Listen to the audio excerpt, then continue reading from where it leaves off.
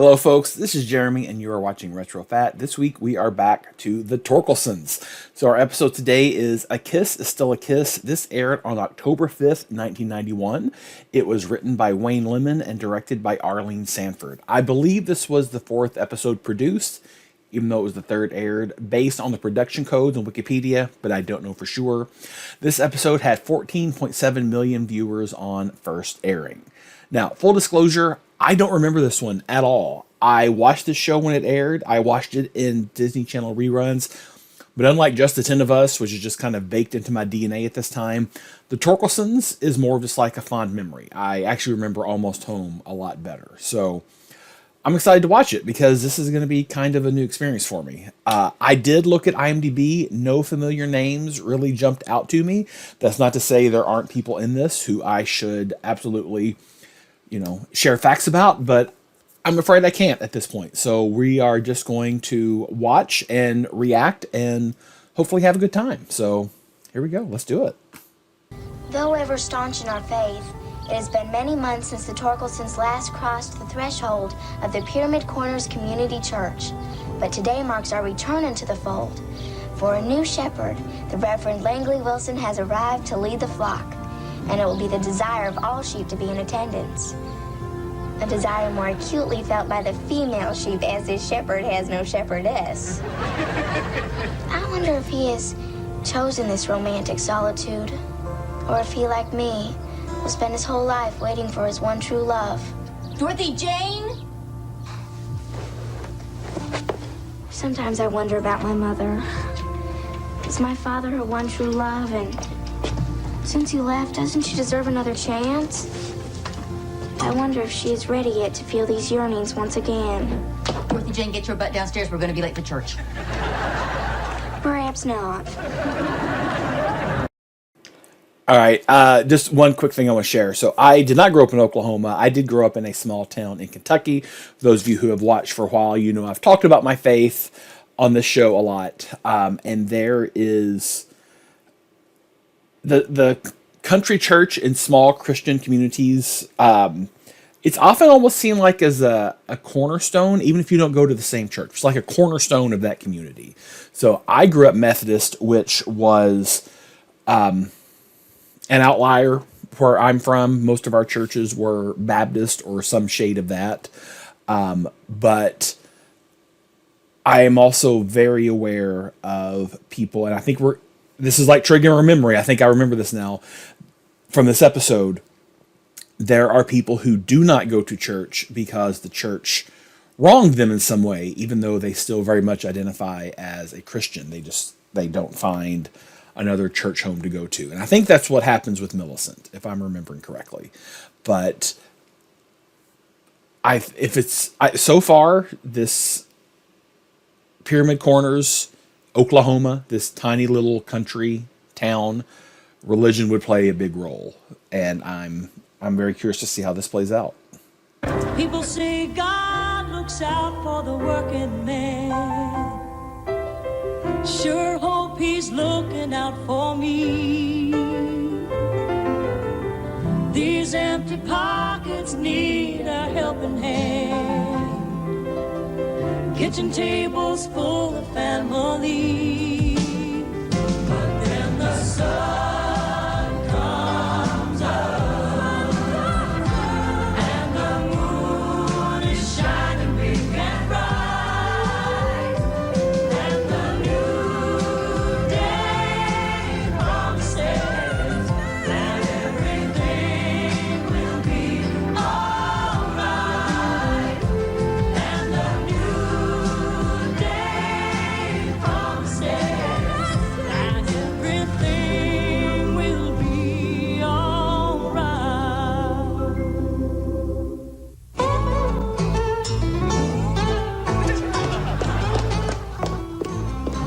Well, Mary Sue, I see you decided to get creative with your Malta meal. Yeah, otherwise breakfast would be boring. I certainly want you to have an exciting life. Ruth Ann? And you dressed yourself so pretty for church? Take your sister out back and hose her off. Chucky Lee Torkelson, your public awaits you now! I'm ready. Here I am. Let's go.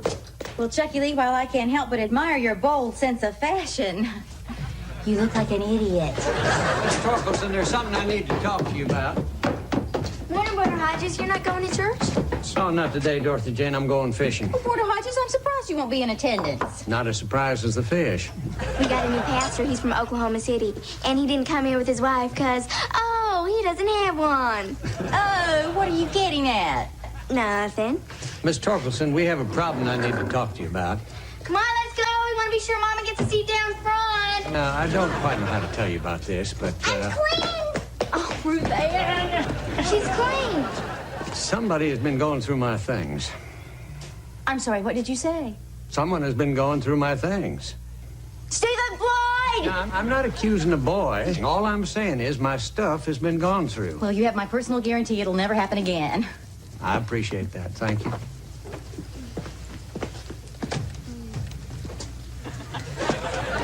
Bring me your brother. Oh, yeah, that's better. Where did you get that? Got it at the swap meet for a dime? You got robbed. Here he is, Mama. Thank him. Didn't I tell you to change clothes? We are going to church, Stephen Floyd, not the rodeo. Now, I'm going to say this one time and one time only. You go through Mr. Hodges' things again, and I will skin you alive. Is that clear? I can't hear your head rattle. Yes, ma'am. Why would you do such a thing? I don't know. You didn't take any of Mr. Hodges' belongings, did I you? wouldn't do that. But you'd walk into his room and look through his things. I guess I would. Why? I don't know. That's no answer. Well, it's the only answer I've got. I think he needs to be punished. So do I. Put this on. And Stephen Floyd, this isn't over. She's gonna spank you good.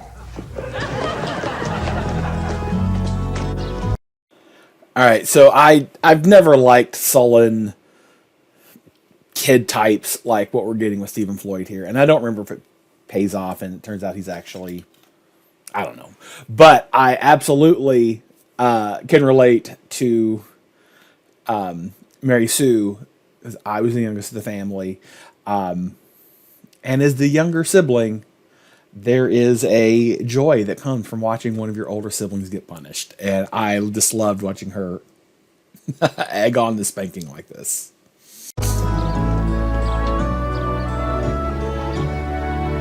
Well, it has been too long since we've been in church. A worship service like that, it's like Formula 409 for the soul. Don't you think so, kids? It's over. Let's get out of here.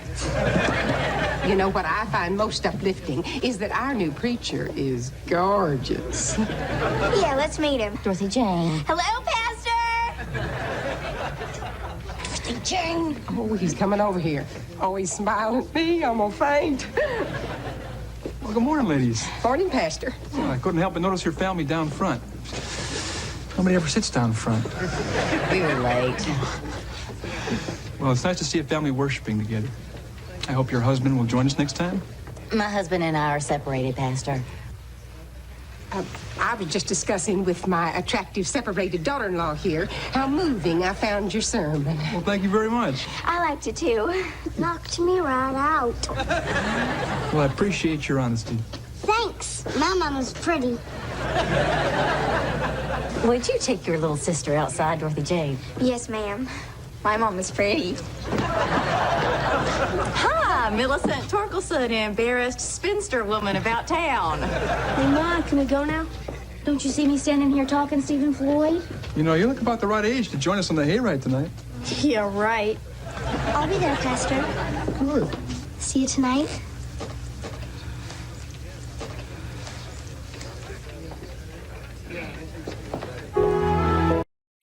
All right, so first of all, I really like the dynamic that's not Millicent's mother, that's her mother-in-law.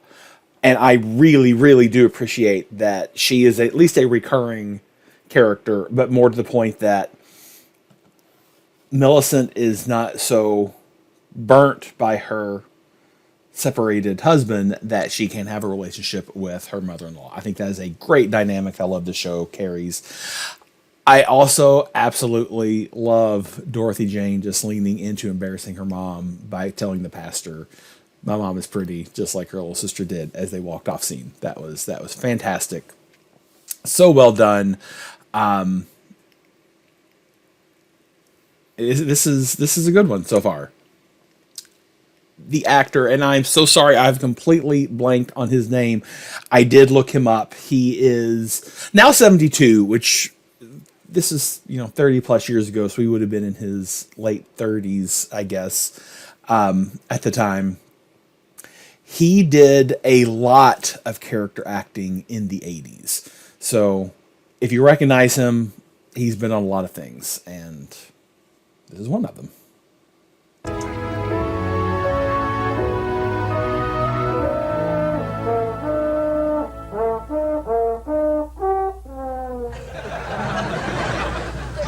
Mozart. Well, why can't you go down the ladder? Because you go down the chute. Well, how do you get down the ladder? You don't want to get down the ladder. I want to get down the ladder. I can't play with her. I just love Jane Austen. I love the women she writes about and how they get kissed, and the next thing you know, they fall in love and get married, and that's the end of the book. I can't wait to get kissed like that. You think I'm too young to read Jane Austen? Yes, I do. Good. Who are you reading at my age? D.H. Lawrence. What do you write? Nancy Drew. Well, good night. Whoa! Yeah? All dressed up for an evening on the front porch, Stephen Floyd? No. Where do you think you're going? Do I have to say? Only if you want to get out the door. Well, I was thinking maybe I'd go on that hayride thing tonight. The church hayride? I know why. Aw, come on, Roseanne. We all know why. Why? Stephen Floyd's got a girlfriend. Her name's Deborah Jo Phillips, and she thinks Stephen Floyd's a babe. You know, Stephen Floyd, your recent behavior does not merit your going out tonight. But because this is a church-related activity, and I know there'll be at least 4 church ladies keeping you under constant surveillance, I'm going to look at this as a minimum security prison hayride. But before you go, your loving mother would like to instruct you on proper hayride behavior.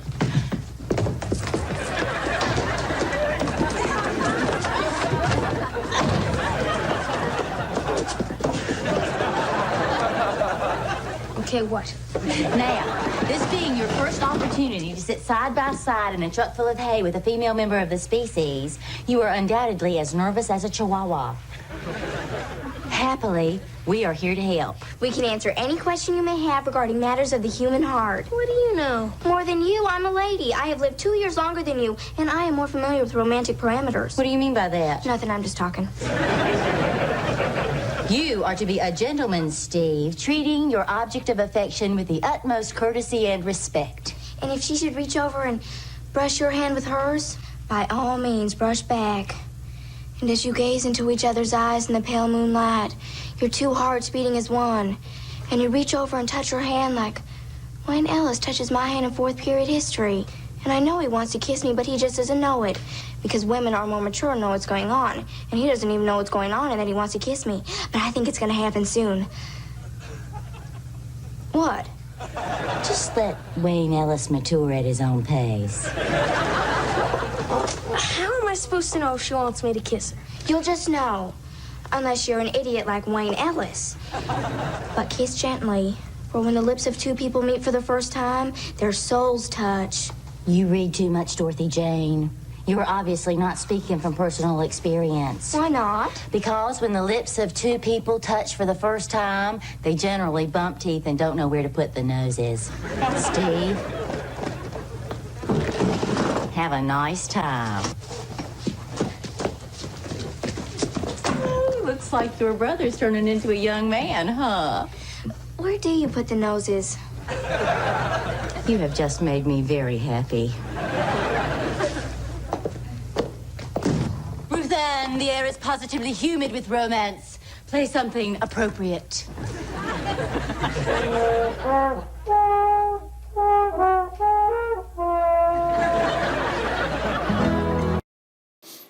two thoughts. I am not a musician in any real stretch of the term, but I do not believe she's holding that French horn correctly. Also, she's a child who clearly is not great, so maybe that's that. Let me also say, in this, for those of you who are not from small country areas, this may not be a thing you're aware of. Hay rides are a thing. I have been on many. It has been many years, but our church used to do hay rides. For where I came from, a hay ride is you would put bales of hay, which I don't know what the appeal of hay is. It's itchy and scratchy and not pleasant, but you put them in the back of a truck, or where I'm from, more likely on a wagon attached to a tractor, and then you just go ride around in the boonies, basically, and that's a hayride. So, but they would do this in Pyramid Corners, Oklahoma. Absolutely, positively makes perfect sense. I'm wondering for how many people this did not translate, though.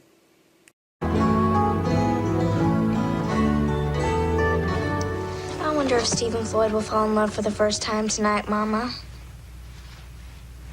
I remember the first time I fell in love. I can't wait till I'm able to say that. Well, I'm able to say that. I fell in love for the first time on a bug hunt. You fell in love with Daddy on a bug hunt? The last thing we were supposed to catch was a butterfly. Only no butterfly was good enough for me because I just wanted to be with him all day long.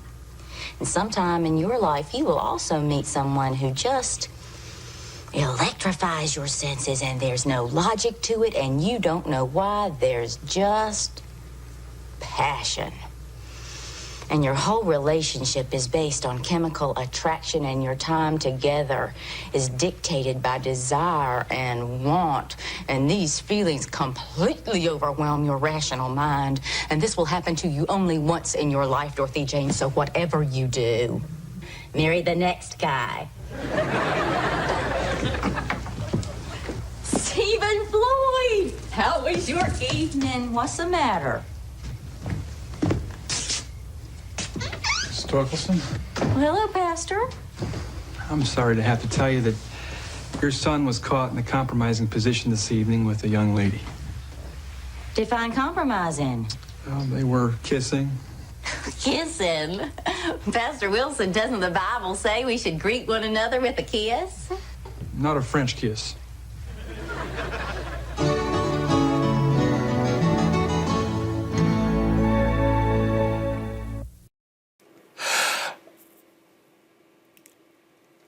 So I am glad that Millicent did not overreact to a simple kiss, even among very young teenagers. Obviously, this is not that big a deal. I also appreciate that this quaint little show made French kissing as the big bad, because it could have been so much worse. But yeah, that's the sin that Stephen Floyd committed here. So let's keep watching. French kissing on a hayride.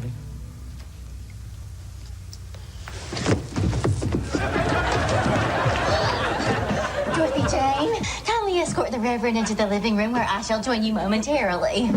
Certainly, Mother. This way, please. She is an excellent mother. Oh, I'm sure.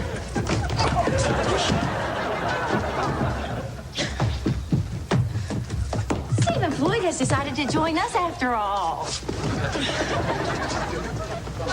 Dorothy Jane, I'm sure the Reverend would appreciate a glass of tea. And you probably want me to get it. Whoa, no!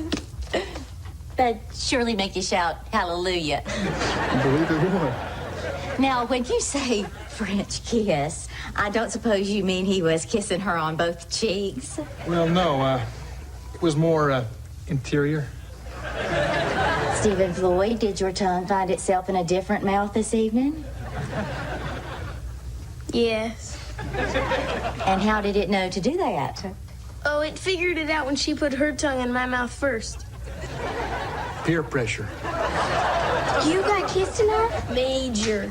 He got kissed before me. My little brother got kissed before me. I'm sitting here reading books and he's out there getting kissed. More than once. You have no reason to be smug, young man. Does he? Well, I'm not convinced we know everything that happened under the hay. Under the hay? Was that her idea, too? No, that was mine. You are grounded right now. I didn't do anything. You went under the hay. Why did you go under the hay? I don't know. You don't know. You don't know anything, do you, Stephen Floyd? You don't know why you go through Mr. Hodges' things. You don't know why you go under the hay. You don't know why you do anything you do. Why should I know why I do anything I do? Brush your hands if she brushes your hands. You read a lot of books, Dorothy Jane, but you don't know anything really. Why should I listen to you about this stuff? Daddy hasn't even been in his house for a year and a half. Hey, if you knew anything, he never would have left. All I have is you women here trying to tell me how to act like a man. If I listened to you, you could ruin my whole life. Stephen Floyd? No!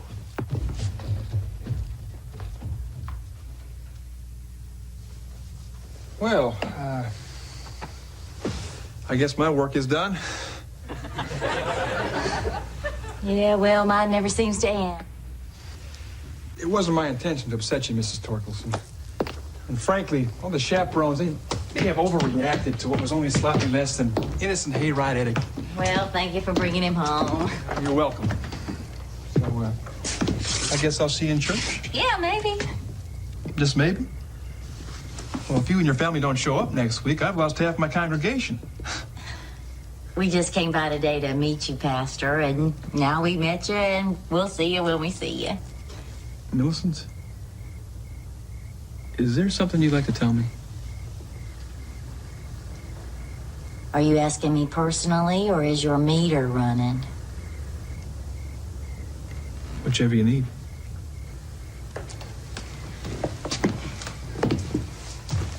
The church had a food and clothing drive to help the needy in our community. We gave clothes the kids had outgrown, shoes, some of my spicy pickled eggplant. Well, Christmas morning we find a package out here. Toys, clothes, a jar of my spicy pickled eggplant. We haven't been back till this morning. I'm sorry. That must have hurt a woman such as yourself. But I'm sure they thought they saw a need. Yeah, well, that's the part that hurts the most. Well, I hope you'll give us another chance. My time here will be far less interesting without you. Oh, you have a piece of hay. Where?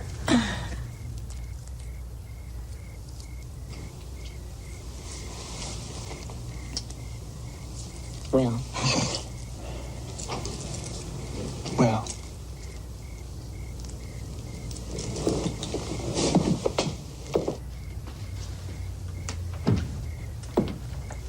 Well.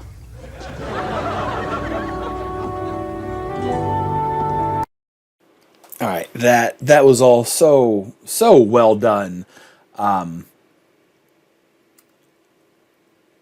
Millicent is proud. She's doing the best she can. She viewed herself, obviously, as being one to contribute to the needy. And I could see something like that absolutely destroying someone's desire to go to church. And I feel like this show handled it pretty well. I liked the way the Reverend is. He's not dismissive, but he still tried to kind of potentially mitigate the damage that may have been done. But there's a lot there, and it was very interesting to me. I would like him to stick around as a potential love interest. I'm not sure if we're going to get that. I truly don't remember. But I also have to say that Stephen Floyd's speech about his dad having been gone for a year and a half, and the adult in me is like, blame your dad, not your mom. But I think if we're empathetic and we look at it from his perspective as a kid, you know, it's probably easy for, and again, my parents were not divorced. They were together until my mother passed a few years ago. But I can absolutely, and I have seen children blame the parent who remains in a situation like this. And it's just sad. But again, this is a show that is trying to pluck the heartstrings, and it's doing it pretty well. But what if your tongue gets stuck in there? Don't girls have, like, really pointy teeth and... Do my teeth look pointy? Actually, yeah.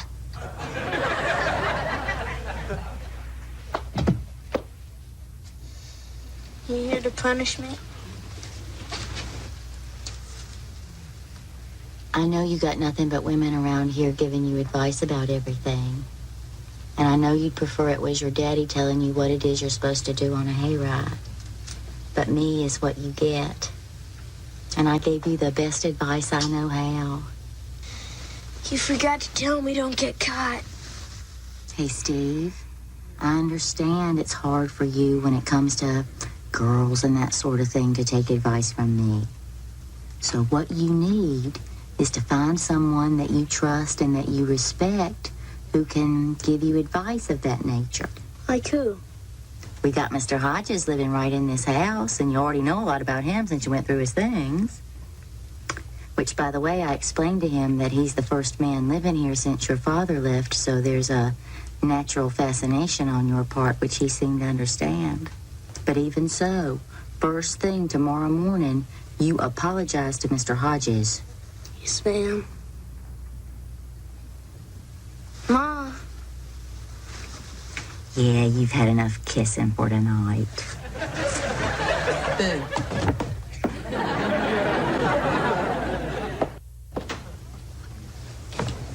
All this trouble over kissing? Yeah. Is it worth it? Yeah. Millicent's a good mom. That was really well said. And I liked that she said, you know, I wish your daddy was here, but I'm all you've got. She did a really good job of saying, hey, I'm all you've got, without straight up saying, you know, your daddy sucks and bailed. So that I thought was pretty well handled. And I'm glad we get a scene here with Mr. Hodges.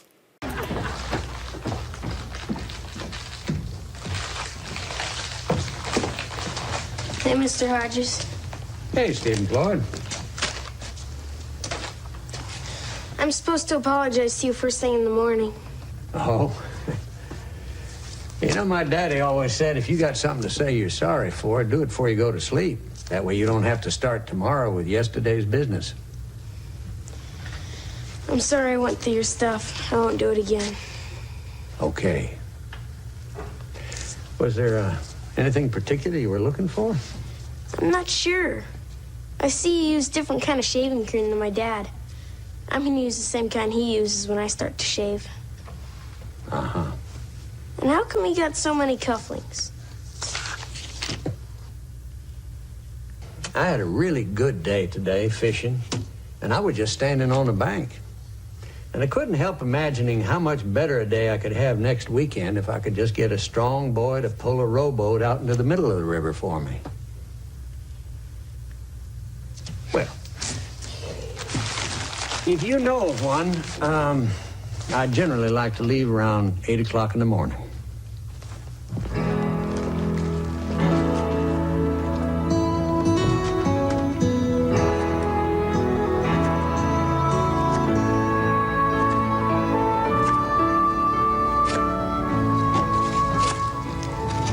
I thought I'd find you here. Look, Mom already had a big talk with me. I don't need to hear from you. I want to know how that kiss was. What? See, I've never been kissed like that. Can't believe you got kissed like that before I did. I want to know how it was, and I can't believe I'm asking you. It was all right. It was all right. It was better than all right. What were you thinking? Well, I was thinking three things. First, I thought, this feels strange. Then I thought, this feels good. Then they ripped us apart, and I thought, boy, am I in trouble now. In my imagination, I think when a boy puts his arms around me and kisses me like that, it'll be a moment I'll never forget as long as I live. Oh, they'll come and rip you apart. Mama tries to tell me about how I'm gonna feel and some of what happens when you're in love. No, but I think she can only tell me what happened with her. You know, what's gonna happen with me might be completely different. Yeah, but at least you got Mama to talk to about it. Doesn't matter, Stephen Floyd. And even if Daddy was here, and even if he talked to you, you still gotta go through it by yourself. See, this time in our life is the hardest time because everything's gonna happen to us now. And it doesn't matter who we talk to, they can only tell us stories about themselves. What's gonna happen to us? We're gonna grow up. We're gonna get kissed. We're gonna get caught. Good luck to you. Good luck to you.